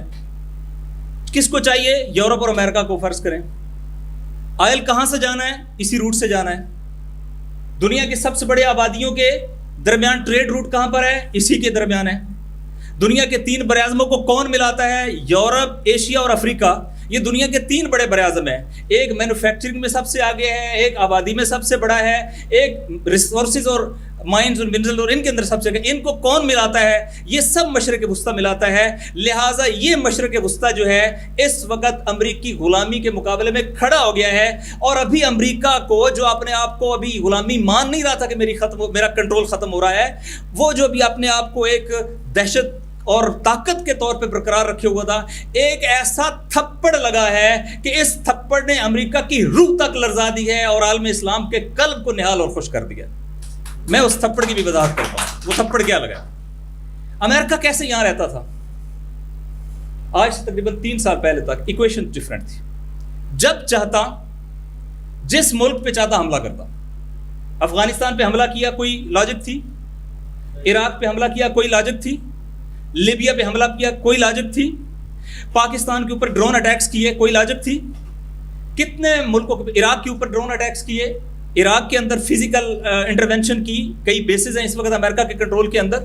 سیریا کے اندر آئے, داعش کو لے کے آئے, سیریا کے اندر آئے. کوئی ہے پوچھنے والا؟ ہے کوئی ہاتھ پکڑنے والا؟ ہے کوئی جوابی چوٹ لگانے والا؟ جیسا کہ آپ یہ کہہ رہے ہیں وہ ہمیں کل سینکشن کر رہے ہیں کہ آپ کے میزائل پروگرام کے لیے جن کمپنیوں نے تعاون کیا ان کے اوپر پابندیاں لگا رہے ہیں, کل سینکشن کر رہے ہیں. اور ہم کہہ رہے ہیں کہ ہمارا سب سے بڑا پارٹنر کون ہے؟ امریکہ ہے, جو ہمیں تھپڑ مار رہا ہے ہم اس کو اپنا پارٹنر مان رہے ہیں. ٹھیک ہے, تو اب آپ نے ذرا یہ سمجھنا ہے کہ وہ امریکہ اس ریجن کے اندر جب چاہتا ہے جیسے چاہتا ہے وہ آتا تھا, لیکن آج سچویشن کیا ہو گئی ہے, اس کی بنیاد چونکہ کچھ ٹرمینالوجیز ہیں لیکن اس کے ذریعے سے آپ کو یہ وضاحت ہوتی جائے گی. اس کو ہم کہتے ہیں رول آف گیمز. نئے رول آف گیمز آئے. پہلے رول آف گیم کیا تھا؟ Might is right. پہلے رول آف گیم کیا تھا؟ امریکہ ہے دنیا کی طاقت. پہلے رول آف گیم کیا تھا؟ امریکہ چاہتا ہے جس ملک میں جاتا ہے. امریکہ ان چیلنج ہے, امریکہ سپر پاور ہے, امریکہ کے مقابلے میں کوئی کھڑا نہیں ہو سکتا. لیکن جب فلسطین کو اپنے قدموں پر کھڑا کرنے والی شخصیت شہید قاسم سلمانی کو ایسیسینیٹ کیا گیا عراق کے اندر, تو عراق کے اندر اس وقت ٹرمپ نے اٹیک کیا اور ٹرمپ نے اعلان کیا تھا کہ ہم نے اٹیک کیا ہے اور ہم نے ان کو جو ہے وہ ٹارگٹ کلنگ کے ذریعے سے شہید کیا ہے. تو میں آپ کو بتاؤں اس وقت رول آف انگیجمنٹ یا رول آف گیمز بدل دیے تھے جمہوری اسلامی ایران نے. اور رول آف انگیجمنٹ اس سے پہلے کہ آپ کے سامنے میں نے بیان کیے ہیں, اس وقت انہوں نے کہا اگر ہم پر ملٹری اٹیک ہوا ہے تو رسپانس پولیٹیکل نہیں ہوگا, اکنامک نہیں ہوگا, سوشل نہیں ہوگا, ملٹری رسپانس کا جواب ملٹری رسپانس ہوگا. اگر ہم پر کسی ملک نے اٹیک کیا ہے, وہ ملک جو سمجھتا ہے کہ اس پہ کوئی اٹیک نہیں کر سکتا, تو ہم آپ کو بتانا چاہتے ہیں کہ ملٹری رسپانس ہم اسی ملک کو دیں گے جس نے ہمارے اوپر اٹیک کیا ہے. پھر انہوں نے کہا جس سرزمین سے ہمارے اوپر حملہ ہوا ہے اسی سرزمین کو اٹیک کریں گے. اور چوتھی بات یہ تھی کہ اگر انہوں نے ہمارے اوپر اٹیک کیا ہے, پراکسیز یوز نہیں کی, اپنے یہ بھی ہوتا ہے نا, ابھی مختلف اسرائیل حملے کرتا ہے تو قبول نہیں کرتا ہے کہ کس نے کیا ہے, تو انہوں نے کہا کہ ممکن ہے وہ اس طرح ہو چونکہ اسٹیٹ نے حملہ کیا ہے ہم ڈائریکٹ اسٹیٹ کو نشانہ بنائیں گے. اور آپ نے دیکھا سیکنڈ ورلڈ وار کے بعد یہ پہلی بار ہے کہ امریکہ کے اڈے, امریکہ کے پاور ہاؤس, امریکہ کے عین الاسد, جہاں امریکہ جب امریکن پریزیڈنٹ آتا ہے اپنی فیملی کے ساتھ تو وہ واحد اڈا جس کے اوپر وہ اسٹے کرتا ہے وہ عراق کے اندر عین الاسد کا اڈا ہے. اس اڈے کو ایسے تباہ برباد کر دیا کہ نیوز ویک نے جب اس کی ویڈیوز جاری کی تو اس میں نہ کوئی بنکر سلامت تھا, نہ کوئی بلڈنگ سلامت تھی, نہ کوئی میزائل سلامت تھا. تباہ و برباد کر کے رکھ دیا اور بتایا جو امریکہ اپنے اڈے کو اور اپنے آپ کو محفوظ نہیں کر سکتا وہ امریکہ باقیوں کو کیا بچائے گا اور باقیوں کو کیا محفوظ کرے گا. رول آف گیم بدل گئے. ملٹری اٹیک رسپانڈ ہوا ملٹری اٹیک سے. عین الاسد سے اٹیک ہوا تھا, عین الاسد پہ اٹیک ہوا. امریکہ نے اٹیک کیا تھا, امریکہ پہ اٹیک ہوا. اعلانیہ اٹیک کیا گیا تھا, اعلانیہ اٹیک ہوا. اور پھر آپ نے دیکھا اس کے بعد انہوں نے کہا ہم اس کا ریسپونڈ کریں گے. اس کے بعد انہوں نے, آپ کو پتا ہے, بہت سارے سینکڑوں امریکن فوجی جو اتنے زیادہ اس ٹراما میں آئے تھے کہ انہیں بعد میں جبری ریٹائرمنٹ کر دیا گیا وتھ بینیفٹس کہ اب آپ ملٹری سروسز کے نااہل نہیں ہیں. جو بچ گئے تھے, جو مارے گئے وہ تو مارے گئے فوجی, جو بچ گئے تھے وہ بھی سروس کرنے کے قابل نہیں رہے تھے. ایسا تھپڑ ان کو رسید کیا تھا. اور اب دوسری بار امریکہ کے پٹھو اسرائیل نے یہ خیانت کی. اور جب اسرائیل نے ایران کی ٹیریٹری, چونکہ آپ کو علم ہے کہ انٹرنیشنل لا کے اندر جو بھی آپ کا ڈپلومیٹک مرکز ہوتا ہے, سفارت خانہ ہو یا قونصل خانہ ہو, وہ اس ملک کے اندر جس کا قونصل خانہ ہے اس کی سرزمین کاؤنٹ ہوتی ہے. یعنی اگر پاکستان کا سفارت خانہ کسی ملک کے اندر ہے تو وہ پاکستان کی ٹیریٹری ہے, وہاں پاکستانی لا اپلیکیبل ہوگا, وہاں اس ملک کا لا نہیں لگتا ہے. لہٰذا اس کے اوپر اٹیک جو ہے وہ سیریا کے اوپر اٹیک نہیں تھا, وہ اٹیک جو ہے وہ ایران کے اوپر اٹیک تھا. اور ساتھ یہ ہے کہ وہاں ایران کا کوئی اور کام نہیں تھا. ایران کے اوپر وہاں ایلیگیشن یہ تھا کہ وہ حماس کو امپاور کرنے کے لیے, فلسطینیوں کو سپورٹ کرنے کے لیے جو سارا کمانڈ اینڈ کنٹرول سسٹم ہے وہ وہاں سے آپریٹ ہو رہا تھا. یہ ان کا خیال تھا. ان کو جس جرم کی سزا دی گئی وہ ان کی فلسطین کی حمایت کی سزا دی گئی. اور ایک بار پھر رول آف گیم چینج ہو گئے. وہ اسرائیل جو 4 گھنٹوں میں عرب ملکوں کو شکست دیتا تھا, چند گھنٹوں میں 4 ملکوں کی اس نے سرزمینیں لی. مصر سے سینا لیا, اردن سے مغربی کنارہ لیا, شام سے گولان ہائٹس لی, لبنان سے جنوبی لبنان لیا. وہ اسرائیل جو انڈیفیٹیبل تھا, وہ اسرائیل جس نے اپنی وہ انونسبلٹی کو جو انشور کیا ہوا تھا, وہ اسرائیل جس کے مقابلے میں کوئی کھڑا نہیں ہو سکتا تھا, وہ اسرائیل جو ملٹری مائٹ, ملٹری طاقت, Merkava tanks, drone, missile defence system اور پتہ نہیں کیا کیا اعلیٰ بلا کے ساتھ دنیا میں اپنی سپیریئر مائٹ کے اعتبار سے مشہور تھا, وہ اسرائیل اس نے جب اٹیک کیا تو اس اٹیک کے بعد آپ نے دیکھا رول آف گیم چینج ہوئے. ملٹری اٹیک کا جواب ملٹری آیا. جس اڈے سے اٹیک ہوا اس اڈے کو اٹیک کیا گیا. جس ملک نے اٹیک کیا اس ملک کو اٹیک کیا گیا. ملٹری ریسپانس آیا اور اتنا پاورفل ہوا کہ اب روکنے والا امریکہ نہیں ہے اکیلا, اب روکنے والا اکیلا اسرائیل بھی نہیں ہے, اب روکنے والا ہے پورا یورپ, اب روکنے والے ہیں نیٹو کنٹریز. اور یہ جو حملہ ہوا ہے, جیسے مولا علی نے کبھی حملہ غیر اعلانیہ نہیں کیا تھا, مولا علی اعلان کرتے تھے, مولا علی کے غلاموں نے یہ حملہ بھی اعلانیہ کیا. کئی گھنٹے اعلانیہ حملے کو, غیر اعلانیہ حملے کو روکنا تو بڑی دور کی بات ہے, اعلانیہ حملے کو نہیں روک سکے. اور دنیا نے, چشم فلک نے دیکھا کہ وہ میزائل اسرائیل کی سرزمین پر گرے, انہوں نے ان اڈوں کو تباہ برباد کر کے رکھ دیا. اور اڈوں کو تباہ نہیں کیا, ملٹری مائٹ کو تباہ نہیں کیا, اسرائیل کا جو ایک خوف اور اسرائیل کی جو پریسٹیج اور اسرائیل کا جو روب بنا ہوا تھا اس کو فضا میں بکھیر کے رکھ دیا اور بتایا کہ جب علی والے آ جائیں تو ان کے مقابلے میں کوئی کھڑا نہیں ہو سکتا ہے. آج کی خیبر میں بھی مولا علی کے غلاموں نے کامیابی حاصل کی. رول آف گیم چینج ہو گئے ہیں. اس کے بعد فلسطینیوں کی پاور, آپ دیکھیں سب سے زیادہ اس کو کس نے سیلیبریٹ کیا؟ فلسطینیوں نے سیلیبریٹ کیا. اب وہاں سچویشن کیا ہے؟ ان کی پاور جو ہے موریل, اصل تو موریل سے انسان لڑتا ہے. آپ وہاں دیکھیں, وہ آپ نے پہلی بار 6 ماہ 7واں مہینہ شروع ہے, پہلی بار فلسطین کے اندر رات گزاری گئی ہے. کس طرح؟ سو کر رات گزاری گئی ہے, چونکہ اس وقت اسرائیل کا تمام میکنزم جو ہے وہ ڈسٹرب تھا. اسرائیل کا جی پی ایس سسٹم جیم کر دیا, اسرائیل کے مرکاوا ٹینکس کچھ نہیں کر سکے, اسرائیل کا ایئر ڈیفنس سسٹم ناکام کر دیا. یہ تھپڑ اسرائیل کو نہیں لگا, یہ تھپڑ جرمنی کو لگا, یہ تھپڑ فرانس کو لگا, یہ تھپڑ برطانیہ کو لگا, یہ تھپڑ امریکہ کے منہ پہ لگا, کیونکہ وہ سارے روکنے والے تھے. جب وہ اس ضرب کو نہیں روک سکے تو آپ کو یہ جان لینا چاہیے, جب وہ اسرائیل کو نہیں بچا سکے ہیں تو وہ اپنے اڈے بھی نہیں بچا سکتے, اپنے آپ کو بھی نہیں بچا سکتے, اور آئندہ انہیں جان لینا چاہیے وہ خود بہت زیادہ کمزور ہو گئے ہیں, اور یہی ان کا ڈکلائن ہے اور یہی اس کا ثبوت ہے. لہٰذا یہ مشرق وسطیٰ بدل گیا ہے اور یہ دنیا بدل گئی ہے. اور اب اسرائیل کے اندر ڈیبیٹ ہے. وہ کہتے ہیں کہاں گیا ہماری یہ ساری پاورز, کہاں گیا ہمارا ڈیفنس سسٹم, کہاں گیا ہمارا جو ملٹری مائٹ, کہاں گیا ہمارا جو آپ کہتے تھے کہ ہم جو ہیں وہ ناقابل تسخیر ہیں. آپ کے علم میں ہونا چاہیے کہ ایران نے جو میزائل بھیجے تھے یہ ایران کے نہیں ہیں, یہ اس وقت عالم اسلام کی بات ہو رہی ہے. یہ پہلا ملک ہے, اسلامی ملک ہے جس نے اس طرح اٹیک کیا ہے, عرب اسرائیل جنگوں کے بعد. البتہ وہ کیا ہے, وہ یہ ہے کہ یہ ابھی قبلہ ڈاکٹر صاحب فرما رہے تھے, میں اپنی معلومات صرف اس میں شیئر کروں, ابھی ایران نے کوئی ہائپر سونک میزائل نہیں داغا ہے. بعض نیوز میں آیا یہ ہائپر سونک دنیا میں صرف 4 کنٹریز کے پاس ہیں, امریکہ, چائنا, رشیا اور ایران. اور ہائپر سونک میں جو ایران کے پاس ہیں وہ اس وقت جو اویلیبل ہائپر سونک ہے ان تینوں کنٹریز کے پاس, ان کی سپیڈ سے 400 گنا زیادہ تیز ہے. یعنی اس کا مطلب یہ ہے کہ دنیا میں اس وقت کوئی سسٹم ایسا اویلیبل نہیں ہے جو اس رفتار والے میزائل کو روکنے کی پوزیشن میں ہو.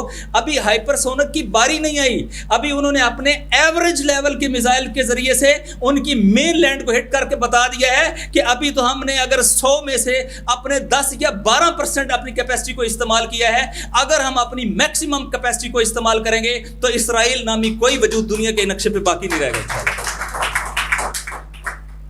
لہٰذا انشاءاللہ تعالی ہمیں اس کے اندر امید کا پہلو مد نظر رکھنا چاہیے.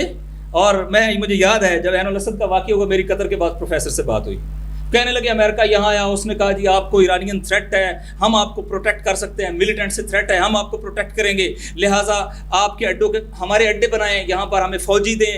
20,000 کے قریب تو امریکن فوجی جو ہیں وہ قطر میں ہیں, کویت میں ہیں, بحرین میں ہیں, KSA میں ہیں. کس نام کے اوپر؟ بھئی ہم آپ کو پروٹیکٹ کریں گے. جو اپنے آپ کو پروٹیکٹ نہیں کر سکتے وہ آپ کو کیا پروٹیکٹ کریں گے؟ اس نے کہا ایکویشنز بدل گئی ہیں, اب ہماری ڈیپینڈنس امریکہ کے اوپر نہیں ہے. اس کی وجہ سے اس وقت مسلم ممالک بھی ایران کے ساتھ ریپروچمنٹ کر کے ان کے ساتھ تعلقات کو نارملائز کر رہے ہیں, اور اس کا مطلب بھی یہ ہے کہ ان کی امریکہ کے اوپر انحصار کم اور ختم ہوتا جا رہا ہے, اور یہ بھی بنیاد فراہم کرے گا امریکہ کے اس خطے سے انخلا کے لیے انشاءاللہ تعالی. لہٰذا اسی کے ساتھ مربوط ایک دوسری بات, اور پھر اپنی بات کو وائنڈ اپ کرتا ہوں, وہ کیا ہے, کیا اس کے نتیجے میں بھی وحدت اسلامی. آج میں آپ سے پوچھتا ہوں, مفتی صاحب نے اشارہ کی, مفتی صاحب ہمارے یہاں کچھ چھوٹا سا مسئلہ ہوتا تھا, فتوے آتے تھے نہیں آتے تھے. عراق کے اندر داعش آئی, فتوے تھے یا نہیں تھے؟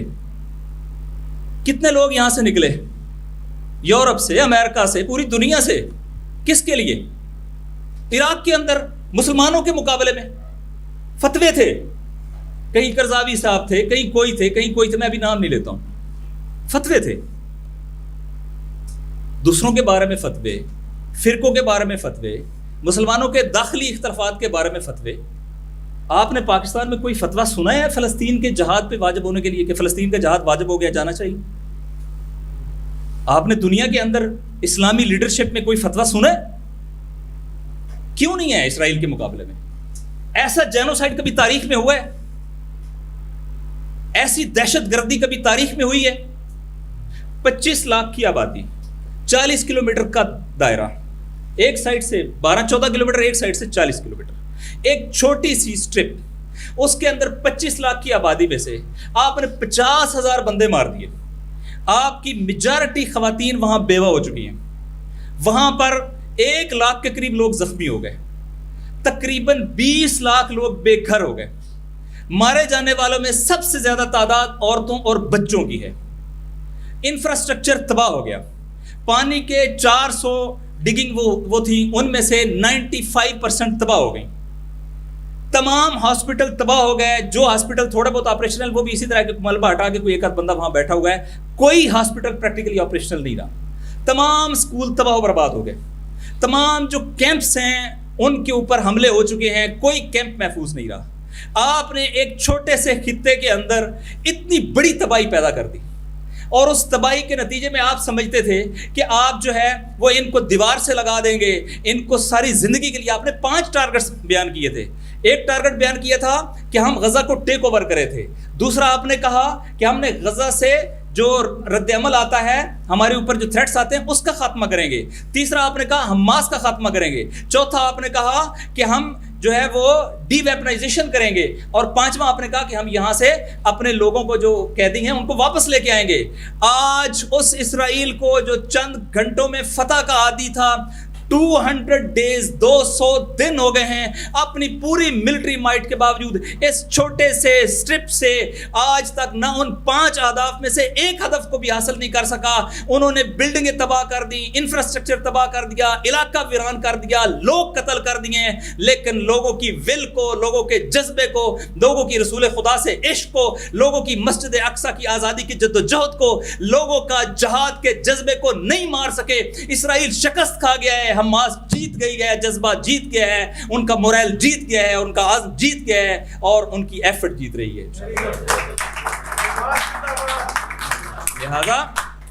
لہذا اس پیرامیٹر پہ کہ اسرائیل نے کیا ڈکلیئر کیا تھا اور کیا حاصل کیا, اور فلسطینیوں نے جو ڈکلیئر کیا, انہوں نے کہا تھا آپ کے ان میں 5 اہداف میں آپ کو ہم ناکام کریں گے. انہوں نے 5 اہداف میں ناکام کرا کے ثابت کر دیا ہے کہ یہ ہوتی ہے اللہ کی نصرت, یہ ہوتی ہے اللہ کی مدد. اور انشاءاللہ تعالیٰ اگلے مرحلے میں اور ایکویشنز بدلیں گی, اس کی بھی انشاءاللہ تعالیٰ موقع پہ وضاحت کریں گے. لیکن اس میں جو خوبصورت فنامنا ہے وہ کیا ہے؟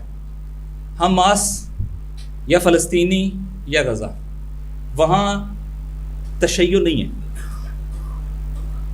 یعنی اگر کوئی 1-8% ہو تو نہ ہو نا. وہ فقہی طور پہ ہمارے اہل سنت برادران میں سے ان کا بارڈر لگتا ہے مصر کے ساتھ, یعنی نسلی طور پہ ان کے ساتھ مصر ہے جو عربی نیشن کے اعتبار سے اگر آپ بات کریں. فلسطینیوں نسل کے اعتبار سے بات کریں تو جارڈن ہے, اور اگر ریجنل اس کے اعتبار سے کریں تو اہل سنت کنٹریز ہیں, اہل سنت ہیں. وہ سپورٹ نہیں کر پا رہے, الٹا قاتلوں کو سپورٹ کر رہے ہیں. مجروح کون ہو رہا ہے؟ نبی پاک کے وہ عاشق کہ جن کو دنیا اہل سنت کے نام سے جانتی ہے. وہ عاشقان رسول خدا ہے, ہم سے کئی گنا زیادہ. اس لیے کہ ہم سوچ سکتے ہیں وہاں کوئی خاندان ایسا نہیں ہے جس کے گھر میں شہید نہیں. ایسے خاندان ہیں جس کے پورے فیملیز شہید ہو چکی ہیں. بڑا مشکل ہے ہر روز آپ اٹھیں اور آپ کو یقین ہو کہ آپ کی فیملی میں سے کوئی نہ کوئی بچہ مارا جائے گا. کبھی صرف ان کی ویڈیوز اپنے بچوں کو دکھائیں تو پتہ چلے. یہ کیفیت ہے وہاں پر, اور یہ نہیں ہیلپ کر پا رہا ہے. نہ نسل ہیلپ کر پا رہی ہے, نہ فرقہ ہیلپ کر پا رہا ہے. اس کا مطلب ہے بات نہ نسل کی ہے، نہ زبان کی بنیاد پہ ایسوسیشن کی ہے، نہ فرقے کی بنیاد پہ ایسوسیشن کی ہے. وہ کون ہے جو اپنا سینہ پیش کر رہا ہے تاکہ غزہ کے لوگوں کے اوپر جو جبر ہے وہ کم ہو اور غزہ کے اوپر جو ظلم ہے وہ کم ہو. تو میں آپ کو بتاؤں 120 کلومیٹر لبنان کا بارڈر ہے اسرائیل کے ساتھ، اور یہ 120 کلومیٹر 7 تاریخ کو یہ جنگ ہوئی ہے، 8 تاریخ کو جوابی حملہ شروع ہوا ہے، 8 اکتوبر سے لے کے آج تک 200 دن ہو گئے ہیں. 200 دن غزہ نے بھی جنگ لڑی ہے، 200 دن حزب اللہ لبنان نے بھی جنگ لڑی ہے. انہوں نے 40 کلومیٹر پہ ان کو انگیج کیا ہے، انہوں نے 120 کلومیٹر پہ انگیج کیا ہے. بار بار امریکن پریزیڈنٹ نے کہا ہماری لبنان سے کوئی جنگ نہیں ہے. بار بار اسرائیل نے کہا ہے کہ ہم لبنانی بارڈر کو کام اور پرسکون دیکھنا چاہتے ہیں، ہماری آپ سے کوئی لڑائی نہیں ہے. لیکن حماس کے مولا علی کے ماننے والوں نے اپنی جانیں دے کے، اپنے بہترین کمانڈر دے کے، اپنے بڑے بڑے کمانڈروں کے بیٹے دے کے، اتنے بہترین جوان شہید دے کے، اور ابھی مفتی صاحب تو ہو کے آئے ہیں، مفتی صاحب نے تو وہاں قبور بھی دیکھی ہیں، انہوں نے بتا دیا ہے یہ ہوتا ہے عشق نبی کہ سینہ اپنا شیعہ دے رہے ہیں، اپنے اہل سنت بھائیوں کے لیے اپنی جانیں دے رہے ہیں، اپنے گھر قربان کر رہے ہیں، اپنے علاقے ویران کروا رہے ہیں تاکہ غزہ کی مدد کر سکیں، غزہ کے لیے کھڑے ہو سکیں. یہ ہوتی ہے وحدت مسلمین، یہ ہوتا ہے شیعہ سنی یونٹی، یہ ہوتا ہے عشق رسول خدا، اور یہ ہوتا ہے پرچم وحدت جس کے نیچے یہ لوگ اکٹھے ہیں. لہٰذا اس کا اثر ہے پوری دنیا کے اوپر. آج الحمدللہ پاکستان کے اندر بھی فرقہ وارانہ انتشار نہیں ہے، اس میں رول ہے ان شخصیات کا اس پیغام کو آگے پہنچانے میں. اور اسی طریقے سے الحمدللہ کون ہیں؟ سادات ہیں اکثریت جو لیڈ کر رہے ہیں یمن کے اندر. 100 امریکی جہاز، ابھی آپ نے ڈیٹا بیان کیا ڈاکٹر صاحب، آپ نے ڈیٹا بیان کیا کہ امریکہ نے ایران نے تقریباً $35 ملین کا اکوپمنٹ یوز کیا ہے، اور صرف جو میزائل امریکہ نے یوز کیے ہیں وہ $1.4 بلین کے ہیں ایک رات کے اندر. امریکہ اور اسرائیل نے ایک رات کے اندر 1,000 ملین ڈالر، 1.4 یعنی $1,400 ملین، اور ایران نے کتنے کیے تھے؟ $35 ملین. یہ خود ان کے اپنا اسٹیٹسٹک ہے، ہمارا نہیں ہے. لیکن یہ ابھی میں بات کر رہا ہوں صرف میزائل کی. اب اگر آپ بات کریں گے نا، وہ پورا ڈیفنس سسٹم ایکٹیویٹ ہوا ہے، ہزاروں لوگ اس کے اندر ہیں، ان کے اخراجات ہیں، امریکہ کے جہاز ہیں، بیسز ہیں، تو یہ بہت زیادہ اوپر چلا جاتا ہے. امریکہ نے اعتراف کیا ہے، آفیشیل فگر جاری کیے ہیں کہ صرف باب المندب جہاں سے اسرائیل کے لیے بحری رستہ کھلا تھا، وہاں سے حوثیوں نے جو بنیادی طور پہ زیدی لیڈرشپ میں کام کرنے والے ہیں، وہ سادات، انہوں نے جو وہاں پہ امریکی جہازوں کو روکا اور ہٹ کیا ہے، ان کی تعداد 100 بحری جہاز ہے جو انہوں نے ان چند ماہ کے اندر ہٹ کیے ہیں. اور امریکہ نے ایکنالج کیا ہے کہ ہمارا اربوں ڈالر کا نقصان صرف وہاں پر ہو چکا ہے، ان میزائلوں کی شکل میں جو ان کے میزائلوں کو روکنے کے لیے انٹرسیپٹر کے طور پہ ہم نے بھیجے تھے. جو باقی نقصان ہے وہ اتنا زیادہ ہے کہ سب سے بڑی بندرگاہوں میں سے ایک ایلات کی بندرگاہ ہے جو ریڈ سی کے ذریعے سے صرف ایک ہی بندرگاہ اسرائیل کی جو جاتی ہے، یہ بندرگاہ ویران ہو کے رہ گئی ہے. انہوں نے فضائی حملوں سے بھی اس کا ویران کر دیا ہے، اور انہوں نے بتایا ہے محاصرہ اگر ہمارا ہوگا فلسطینی بھائیوں کا تو محاصرہ تمہارا بھی ہوگا. اسرائیل کا کوئی جہاز باب مندب سے گزر کے اسرائیل نہیں جا سکتا. یہ کام کیا ہے آج کے سادات نے. سید یہ ہوتے ہیں، سید وہ نہیں ہوتے، ہاشمی وہ نہیں ہوتے کہ جنہوں نے اردن کے اندر ان جہازوں کو اور ان ڈرونز کو روکا ہے جو اسرائیل پہ حملہ آور تھے. لہٰذا آپ نے دیکھا کہ کیا رول جو ہے وہ یہ کون ہے؟ یہ ہے شیعہ سنی یونٹی. وہاں پہ کولیبریشن ہے، وہاں پہ شافی اہل سنت اہل سنت اور اہل تشیع، ان کا کولیبریشن ہے، اور انہوں نے مل کر اسرائیل کا رستہ روکا ہے. یہ ہے شیعہ سنی یونٹی جو اسرائیل کے مقابلے میں ہمیں کھڑا کرے، امریکہ کے مقابلے میں ہمیں کھڑا کرے، جو ہمیں ایک دوسرے کے مقابلے میں کھڑا کرے. اس کا مطلب ہے وہ امریکہ کا پروگرام ہے، اسرائیل کا پروگرام ہے، فتنے کا پروگرام ہے، قرآن کے مقابلے میں آنے کا پروگرام ہے، رسول خدا کے مقابلے میں آنے کا پروگرام ہے. ہمارا پروگرام نہیں ہے. اور انشاءاللہ ابھی یہ چھوٹی بات نہیں ہے کہ جمہوری اسلامی ایران کے کمانڈرز شہید ہوئے. کس کے لیے؟ غزہ کے لیے. عام لوگ نہیں تھے، وہ تو جرنیل تھے، میجر جنرل تھے جو بھی اس کے اندر شہید ہوئے. اس سے پہلے بھی سیریا کے اندر کافی سارے لوگ شہید ہوئے. تو جو یونٹی ہے وہ اور طرح سے اب آ گئی ہے. تکفیریت کی بنیادیں ہل گئی ہیں، ختم ہو گئی ہیں. اور آج امت مسلمہ، میں اس رات کو مسلسل چونکہ لائیو ٹی وی چینلز پہ لے رہا تھا، تو مجھے ایک ٹی وی چینل کے مالک نے کہا کہ میں آپ مجھے میرے اسپیکر کے اوپر جو ہے نا برائیں. تو اس نے کہا میرے ساتھ ایک بہت بڑی تعداد کیا سارے ہی ہمارے اہل سنت عمائدین ہیں وہ بیٹھے ہوئے ہیں, وہ آپ سے گفتگو سننا چاہتے ہیں. کہا ہر ایک نے اپنی ڈی پی پہ یا ایران کا جھنڈا لگا دیا ہے یا وہ حملے کی تصویریں لگا دی ہیں جو اسرائیل کے اوپر جو ہے وہ برس رہے تھے, میزائل برس رہے تھے. کہا اتنے خوش ہیں کہ آج وہ ساری بنیادیں ہٹ گئی ہیں اور سارے پرچم رسول خدا کے نیچے, کلمہ لا الہ الا اللہ کے نیچے سارے رسول خدا کے امتی بن کے اکٹھے ہو گئے ہیں اور یہ سارے مل کر سیلیبریٹ کر رہے ہیں اسرائیل کے اوپر حملے کو. ثابت ہوا ہے ہمارے دل ایک دوسرے کے ساتھ جڑے ہوئے ہیں اور یہ صرف ایک فتنہ تھا جس کے ذریعے سے ہمیں تقسیم کیا تھا اور ہم اس فتنے میں نہیں آنے والے. ہم انشاءاللہ بڑے ہدف کو مد نظر رکھیں گے, اسلام کے دشمن کے مقابلے میں کھڑے ہوں گے, قرآن کے دشمن کے مقابلے میں کھڑے ہوں گے, امریکہ کے مقابلے میں کھڑے ہوں گے, اسرائیل کے مقابلے میں کھڑے ہوں گے اور ان کے اہداف کے مقابلے میں کھڑے ہوں گے اور انشاءاللہ پاکستان کے اندر شیعہ سنی یونٹی بنائیں گے, وحدت اسلامی بنائیں گے اور انشاءاللہ تعالی مظلومین کی مدد کریں گے, مظلومین کے ساتھ کھڑے ہوں گے. آپ کی پوری ٹیم کا اور ماشاءاللہ جس طریقے سے سیالوی صاحب نے کنڈکشن کی بھرپور طریقے سے اور جماعت اہل حرم کی پوری مینجمنٹ کا اور تمام شرکاء کا ایک بار پھر شکریہ ادا کرتے ہیں. السلام علیکم ورحمۃ اللہ وبرکاتہ.